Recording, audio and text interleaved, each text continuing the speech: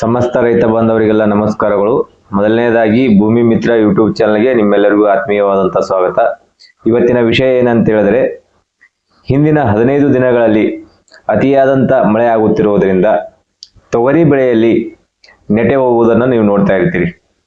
ಯಾಕಂತ ಹೇಳಿದ್ರೆ, ಇದು ನೀರು ಎಲ್ಲೆಲ್ಲಿ ನಿಂತಿರುತ್ತದಲ್ಲ ಅಲ್ಲಿ ಗಿಡಗಳಿಗೆ ಉಸಿರಾಡಲು ಆಗದೇ ಇರುವುದರಿಂದ ಮತ್ತು ಇದು ಯಾವ ರೀತಿ ಇದ್ರ ಲಕ್ಷಣ ಆಗ್ಬಿಡ್ತಾವ ಅಂತ ಹೇಳಿದ್ರೆ, ನೀವು ನೋಡ್ತಾ ಇರಬಹುದು, ಎಲಿಗಳು ಹಳದಿ ಬಣ್ಣಕ್ಕೆ ತಿರುಗಿದು ಸಾಯಲು ಪ್ರಾರಂಭಿಸ್ತಿರ್ತಾವೆ.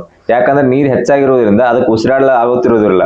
ಅದರ ಸಲುವಾಗಿ ರೈತರೆಲ್ಲರೂ ಮೊದಲನೇ ಆದ್ಯತೆಯಾಗಿ ನೀವು ಹೊಲಗಳಲ್ಲಿ ಬಸಿಗಾವಲಿಗಳನ್ನು ತೆಗೆಯುವುದರಿಂದ, ನೀರು ಹೊರಗೆ ಹಾಕುವುದರಿಂದ ಈ ಗಿಡಗಳಿಗೆ ನೀವು ಸಂರಕ್ಷಣೆ ಮಾಡಬಹುದು.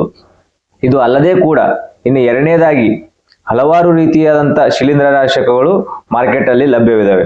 ಅದರಲ್ಲಿ ನಾ 2ರಿಂದ 3 ಹೇಳಲು ಇಷ್ಟಪಡ್ತೀನಿ. ಅದರಲ್ಲಿ ಯಾವುದಾದರೂ ಒಂದನ್ನು ಬಳಸಿ ನೀವು ಈ ರೋಗ ಲಕ್ಷಣಗಳು ಕಂಡು ಬಂದಲ್ಲಿ ಇದನ್ನು ನೀವು ಹತೋಟಿಯನ್ನ ಮಾಡಬಹುದು.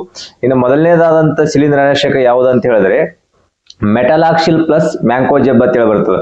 ಇದು ಲೀಟರ್ಗೆ 3 ಗ್ರಾಮ್ನಂತೆ ಹಾಕಿ ಸಿಂಪರಣೆಯನ್ನ ಮಾಡಬಹುದು. ಇನ್ನು ಇದು ಅಲ್ಲದೆ ಕೂಡ ಥೈಪೋನೇಟ್ ಮೀಥಾಲ್ ಅಂತೇಳಿ ಬರ್ತದೆ. ಇದು ಅಲ್ಲದೆ ಕೂಡ ಮತ್ತು ಕಾರ್ಬಾಡೈಜಮ್ ಪ್ಲಸ್ ಮ್ಯಾಂಕೋಜೆಬ್ ಅಂತ ಬರ್ತದೆ ಮತ್ತು ಕಾಪರ್ ಆಕ್ಸಿಕ್ಲೋರೈಡ್ ಅಂತ ಬರ್ತದೆ.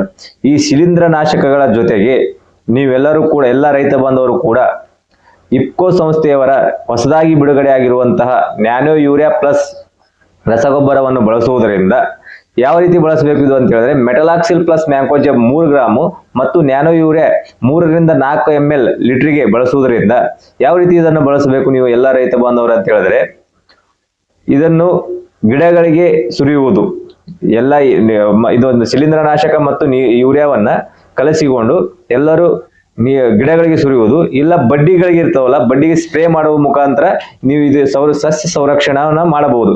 ಇದು ಅಲ್ಲದೆ ಕೂಡ ಬಸಿಗಾವಲಿಗಳು ತೆಗೆಯುವುದರ ಮುಖಾಂತರ ಕೂಡ ನೀವು ಸಸ್ಯಗಳನ್ನು ಸಂರಕ್ಷಣೆ ಮಾಡಬಹುದು.